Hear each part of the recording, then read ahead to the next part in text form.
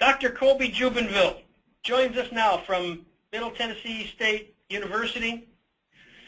Dr. Jubinville is the strategist with Coach Michael Burt. You can find him at www.coachburt.com or collectivepassion.com. Dr. Jubinville, are you there on the line? I'm here, Mark. Thank you. Wonderful. Talk with us a little bit about creating storylines for successful social media marketing. Well, it's interesting that you talk about involvement because I really think that's the focus for today and probably the focus for the Google Plus concept. You know, everyone is trying to figure out the involvement game, and certainly you guys are experts in that. A brief background about me: I'm part of a unique ability team with Coach Michael Burt. We're both former college and high school coaches that decided that there was an opportunity with people and organizations to really do three things with them. First, have conversations with them they didn't want to have, to make them do things they don't want to do, to become something that they didn't even think they could become. And so what we've done is brought together different people, and certainly social media traction is part of that group of people that specialize in their area, and bring those people together and try to add value in, first of all, finding underrealized potential within organizations, and then two, speeding up the process. I think those are two things that people want more than anything else. So where did this start for me? It started for me as a college football coach in 1998 with no phones or no computers, no players, no fields, no uniforms, but a dream, and a dream of bringing a group of people together around one idea. And what we found during that first year of trying to recruit people to play football where a team didn't exist is we needed to really have something that they could believe in, something that they could become involved in. And so we went around and tried the same things in terms of how you recruited people. And one day I can still remember the head football coach came out to me and he said, you know, Colby, you've got this PhD in marketing. We need to really figure out a better way to recruit these people because we're losing them in the close to other schools like Millsaps and Rhodes and Trinity and Sewanee and schools that play within that conference. And so what I did is I sat down in my office and I started looking around my office, and I saw the championship ring. I saw the diploma from where I played football. I saw my letter jacket. And so I went back to that coach and I said, you know, I really think this is about four things. I think this is about a letter jacket on your back, a ring on your finger, a diploma in your hand, and it was a spiritual school and a spiritual mission. And so he said, and a personal walk with Jesus Christ. And those four things allowed us to position ourselves in the marketplace against other competitors where the mom stood up and said, we don't need to go any further. This is where we need to be. The dad would say, yep, this makes sense to me.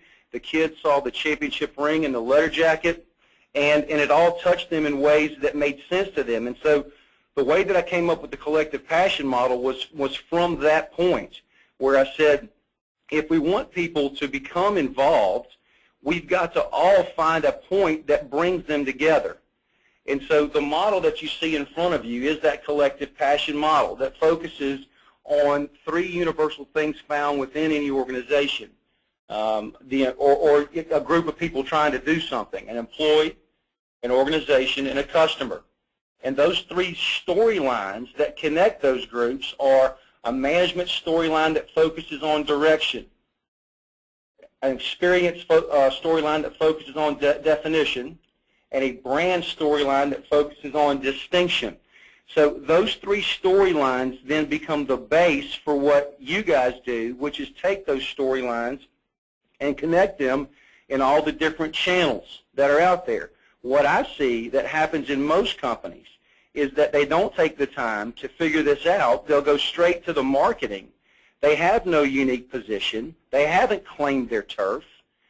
And they go straight to the marketing and say, well, we just need to get these messages out there. And so the point is, before you get the messages out there, you got to first create a position within the marketplace that people understand how you're different, why you're better. You got to have a brand that communicates who you are, what you do, why you matter, and connects that to the bigger pictures of those other storylines. And so what I've tried to do with this model is connect all three of those areas so that everyone sees what they're trying to do in a way that makes sense to the position of the company, to the branding of the company, and then to the marketing and the channels that are related to that company. So George Washington Carver said this. He said, if you can say uncommon things, if you can say common things in an uncommon way, then you'll rule the world. And really all we're trying to do is take whatever it is that you're selling. We live in this commodity world. Take whatever it is that you've got and position it in a way that creates that uncommon approach.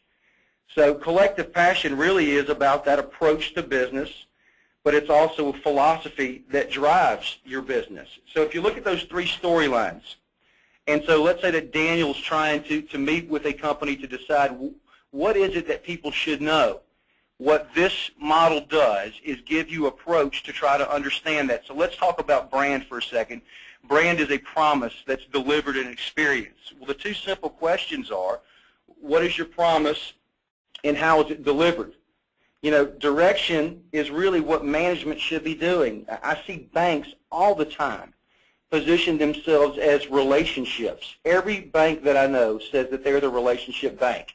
And when I went today to my bank, I stood in line for 15 minutes, and I didn't really care about the relationship. What I wanted was somebody, the 15 people that were sitting in the bank, to take my check and deposit it. And so what this approach does is get everybody to see what's most important. It gets people to claim that turf. It gives people a framework, a context for the employee so that they can execute to the best of their ability within that context. And so what is that context of this model? It's really three things. And the takeaway for today for your group is really this model will force you to focus on three things. Number one, what do you do best? If you answer that, then that's going to connect the customer to the organization through that brand storyline. Your brand storyline should be about what you do best. Number two is that management storyline between the organization and the employee, and it's what do we love to do. If you can answer that through that storyline of the management piece of what you love to do, the customers will see it, the employees will know it, and the organization will benefit from it. And then that third piece down at the bottom, that storyline between the employee and the customer, it's the experience storyline. It's what do our customers value. And if you can show them that you value them, that they are important to you, then you'll win every time. I think that that last piece is probably the most important piece because it's the piece that we all make decisions about. You know, experience is not something where we set the specs to zero and then measure it and say, yeah, we did it or we didn't. People walk around with these expectations in their head, and I'm pretty sure that the Americans that you know, that I know, they expect miracles in anything that happens in terms of experience. And so when I talk to companies, I will ask them, what is your core business? That's part of the experience storyline. Where are your emotional touch points? And we go through and we define those emotional touch points. Where's the defining moment for your customer?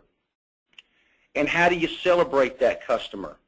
Those are the four things that they're looking for in that experience. The core business, the emotional touch points, how you create that defining moment, and the celebration of the customer.